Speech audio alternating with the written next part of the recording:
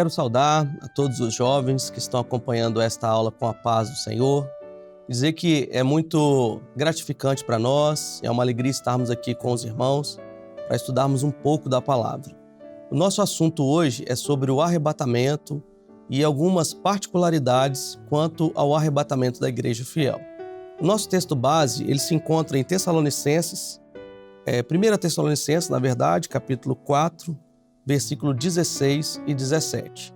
E o texto diz assim, olha: porque o mesmo Deus descerá do céu com alarido e com voz de arcanjo e com trombeta de Deus. Os que morreram em Cristo ressuscitarão primeiro. Depois nós, os que ficarmos vivos, seremos arrebatados, juntamente com Ele nas nuvens, a encontrar o Senhor nos ares, e assim estaremos para sempre com o Senhor. Meus irmãos, esse texto, ele nos mostra as características do arrebatamento. E por que nós precisamos estudar o arrebatamento e entender esse momento?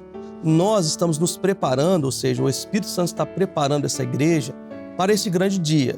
E assim como um jovem que vai estudar medicina, que vai tentar a prova do vestibular para medicina, ele estuda as matérias referidas ao Enem, a todos esses conjuntos de disciplinas, nós também, como servos, precisamos entender e estudar esse momento sublime, conhecer esse momento sublime que é o arrebatamento da igreja fiel.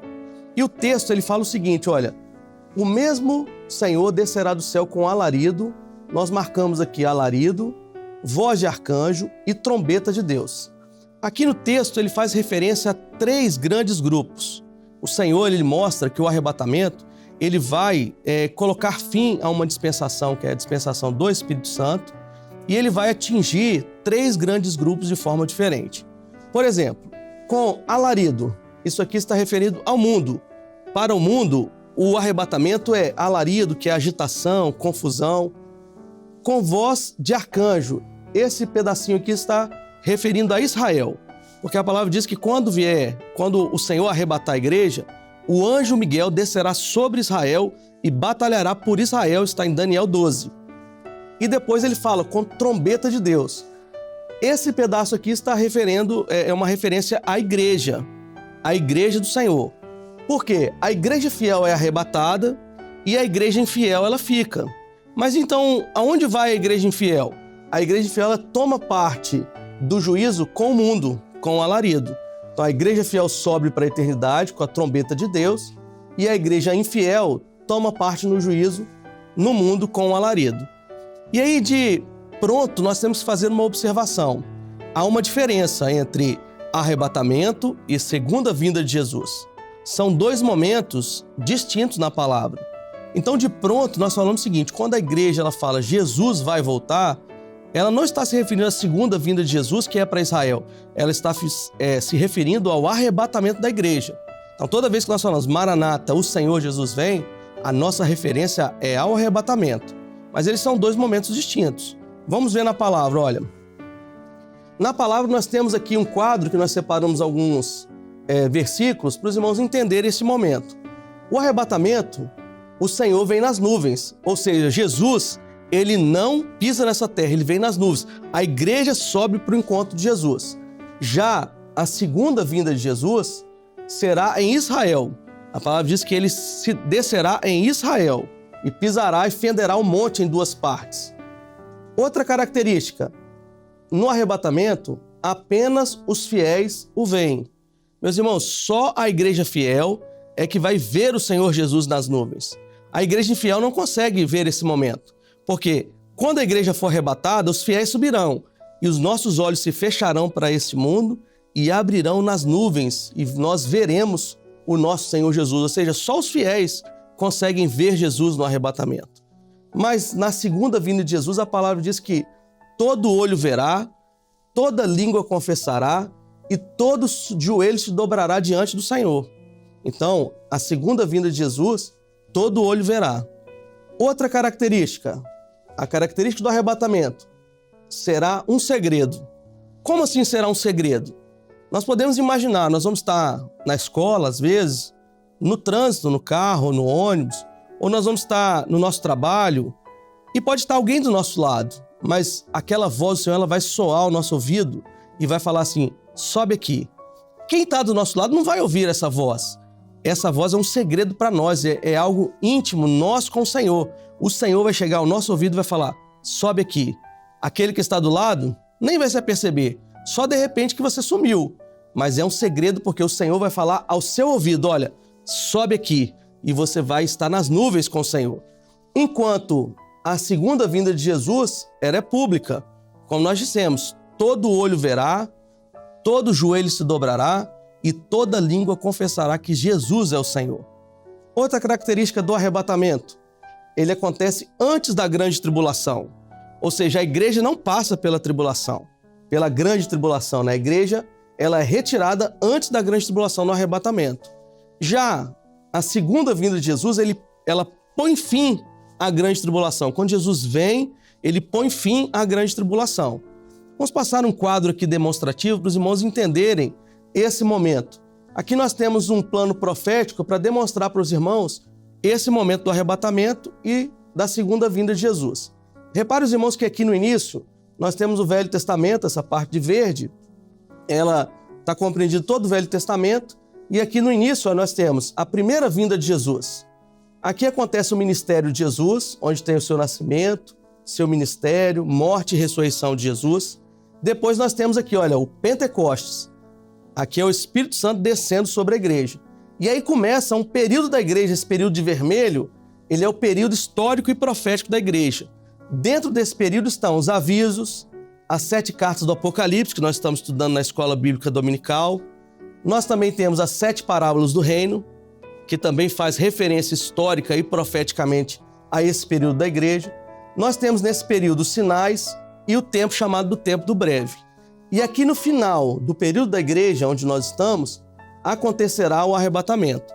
Repare os irmãos que a seta do Pentecostes é o Espírito Santo descendo sobre a igreja. Já a seta do arrebatamento é o Espírito Santo retirando a igreja para a eternidade.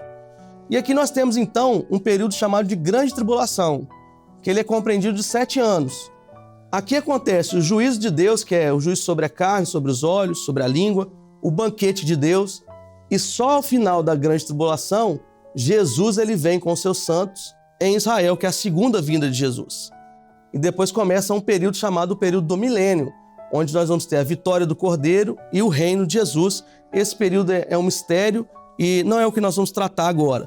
O que nos importa nessa hora entendermos é esse tempo, a distância entre esse tempo do arrebatamento e a segunda vinda de Jesus, onde nós temos esse lapso temporal de 7 anos. Então os irmãos viram que arrebatamento e segunda vinda de Jesus são momentos distintos e que nós esperamos o arrebatamento da igreja. Mas o que nos faz entender que nós estamos no tempo do arrebatamento? O que nos faz entender que nós estamos vivendo esse momento que antecede o arrebatamento da igreja? É porque fulano está falando, Beltrano não. Nos faz entender isso porque a palavra nos diz. Vamos aos sinais do arrebatamento. Os primeiros sinais que nós entendemos, que nós alcançamos pela revelação, são as trombetas do Apocalipse. São 7 trombetas, dentre elas 4 para o período da igreja, ou seja, a 4ª trombeta é a última para a igreja fiel, e as 3 primeiras nós entendemos que já tocaram. Por exemplo, a primeira trombeta, isso foi trazido no Trombetas e Festas, né? A primeira trombeta, ela fala das florestas. O texto bíblico fala, a terça parte das florestas se queimaria. E aí vem um estudo científico que mostra, olha, os incêndios florestais causaram a perda de 1/3 da floresta global entre 2001 e 2019. Então, a gente pergunta, essa trombeta já tocou? Sim. O texto bíblico fala de 1/3 e o estudo científico também fala de 1/3. Segunda trombeta, 1/3 dos mares se perderia. Aí nós vimos o estudo de Jacques Cousteau, onde 40% do mar foi entendido que 40% do mar estava morto. Terceira trombeta fala que 1/3 dos rios, das águas, elas se tornariam amargas, ou seja, impróprias para o consumo. E aí nós temos Chernobyl e o acidente nuclear. Interessante que Chernobyl quer dizer amargo, né? Quer dizer absinto, amargo. E 1/3 dos rios, olha, 1/3 dos rios do planeta está poluído, aponta novo estudo da ONU. Então nós vemos que essas 3 trombetas já tocaram. Nos resta a 4ª trombeta, que é a saída da igreja. Mas vamos aos outros sinais. Jesus falou em Mateus 24 e também Lucas 21 que haveria sinais no sol, na lua e nas estrelas. Veja os irmãos, no sol, em 2023, foi descoberta uma mancha solar 60 vezes maior do que a Terra. Na lua, nós tivemos a maior incidência de luas de sangue nos últimos anos, na última década, na verdade, a maior incidência de luas de sangue. Além de, durante um período de novembro de 2024, nós tivemos 2 luas, ou seja, havia um asteroide que orbitou a Terra e ele foi chamado também, ele também é conhecido como Lua, porque Lua é todo objeto natural que orbita um planeta. A nossa Lua, por exemplo, chama Selênia, né? Outro sinal que o Senhor fala é que haverá sinais no Sol, na Lua e também nas estrelas. Nas estrelas, meus irmãos, nós temos visto, a comunidade astronômica tem acompanhado um número grande de estrelas desaparecendo no universo. Nós, como cientistas, nós sabemos toda a trajetória de uma estrela, quando ela nasce, quando ela morre, a forma com que isso acontece, mas essas estrelas estão desaparecendo de forma inexplicável.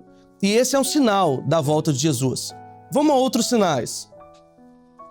Jesus continua o sermão falando assim, e na terra, angústia entre as nações. E aqui nós vemos muitos relatos, principalmente durante os últimos anos, de catástrofes inimagináveis, catástrofes que nos impressionaram. Entre elas, grandes terremotos, a Espanha e a Alemanha registram catástrofes climáticas que geraram um grande custo para os países. A ONU também relata um aumento impressionante das emergências climáticas nos últimos 20 anos. Então nós vemos sinais, todos os sinais que apontam para a volta de Jesus. Mais outros, a Isto É publicou em novembro de 2024, Fim dos Tempos, 4 profecias bíblicas que se tornaram realidade. Também a Gazeta de São Paulo, Sinais do Apocalipse, 4 profecias bíblicas, que já se cumpriram. Isso aqui foi no início de 2025.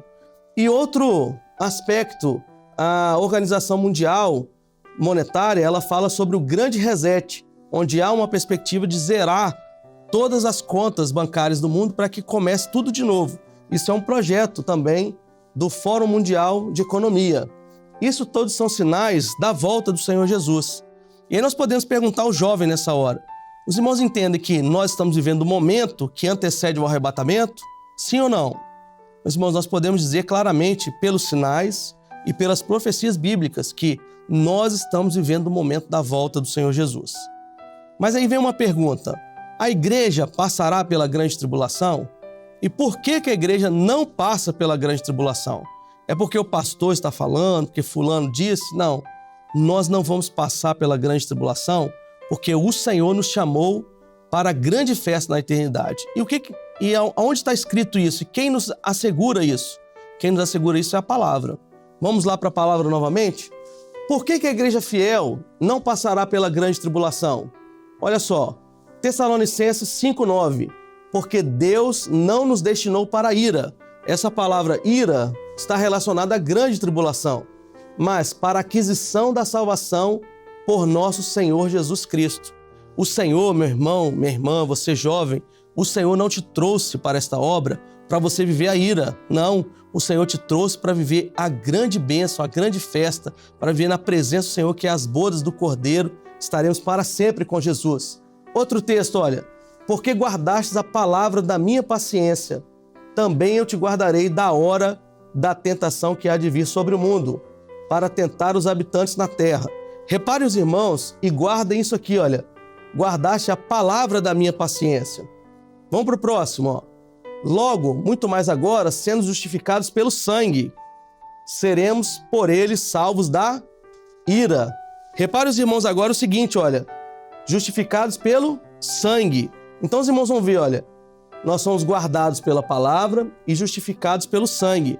Isso nos mostra o quê? Que a vitória da igreja está na palavra e no sangue. E como a palavra de Deus é maravilhosa, nós vamos ver exatamente isso no Apocalipse. E eles venceram pela palavra e pelo sangue do Cordeiro. Meu irmão, minha irmã, a nossa vitória está em guardar a palavra, ou seja, a doutrina, e viver o clamor pelo sangue de Jesus, que é a cada dia o Espírito Santo sobre a nossa vida. E aí vem uma outra pergunta. Como que a igreja chega na eternidade? Como que é esse momento? Nós vamos ver agora, no livro também, no Apocalipse 7, a partir do verso 9. Isso aqui é João vendo a igreja chegando na eternidade. Então ele vai ver o seguinte, olha, depois dessas coisas olhei, e eis aqui uma multidão, a qual ninguém podia contar. Repara que a qual ninguém podia contar é uma profecia do Senhor que se cumpre na eternidade. O Senhor chegou para Abraão e falou assim, olha, conta as estrelas do céu, se é que você pode. Conta também os grãos de areia da praia, pois assim será a sua descendência. E a palavra diz que as famílias da terra, todas as famílias da terra, serão benditas em Abraão. Ou seja, em Abraão foram benditas todas as famílias da terra. A igreja chega na eternidade cumprindo essa profecia, a qual ninguém podia contar. Uma multidão que ninguém podia contar. E da onde é? De todas as nações, tribos, povos, línguas, que estavam diante do trono e perante o Cordeiro, e trazendo vestes brancas e com palmas nas suas mãos. Aqui é um detalhe interessante, porque seria natural, se nós olharmos pelo ponto de vista humano, chegar na eternidade seria uma maravilha, será uma grande maravilha, será uma grande festa. Mas seria natural você chegar na eternidade, como é uma vitória grandiosa, alguém chegar para você e falar assim, ó, parabéns, você chegou. Mas não é isso que acontece. A igreja segue vitoriosa, mas a vitória, a honra, a glória é ao nome de Jesus. Porque a igreja chega, olha, e clamavam com grande voz, dizendo, salvação ao nosso Deus, que está sentado no trono, e ao Cordeiro. Meus irmãos, a vitória é da igreja, mas a glória, a honra, o louvor, a adoração é ao nome de Jesus. E aí, o que acontece nisso? Toda a eternidade se junta para glorificar o nome de Jesus, olha. E todos os anjos que estavam ao redor do trono, dos anciãos, dos 4 animais, se prostraram diante do trono e sobre o seu rosto adoraram a Deus. Toda a eternidade se junta para adorar a Deus, com a igreja chegando na eternidade e dizendo, amém, louvor e glória e sabedoria e ação de graça e honra e poder e força ao nosso Deus para todos sempre, amém. Meus irmãos, a igreja chega na eternidade glorificando ao nome do Senhor, e a eternidade se junta à igreja para bendizer ao nome do Senhor.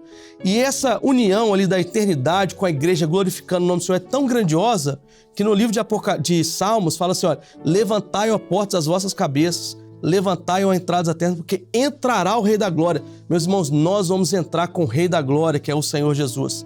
E vamos entrar assim, olha, glorificando ao nome do Senhor. Jovem, o Senhor te chamou para isso, para viver essa festa maravilhosa. O Senhor não te chamou para a ira, para a grande tribulação, não. O Senhor te chamou para a grande festa, para as bodas do Cordeiro, onde nós estaremos para sempre com o Senhor. Fique com essa palavra e que o Senhor abençoe a vida de cada um dos jovens. A todos a paz do Senhor.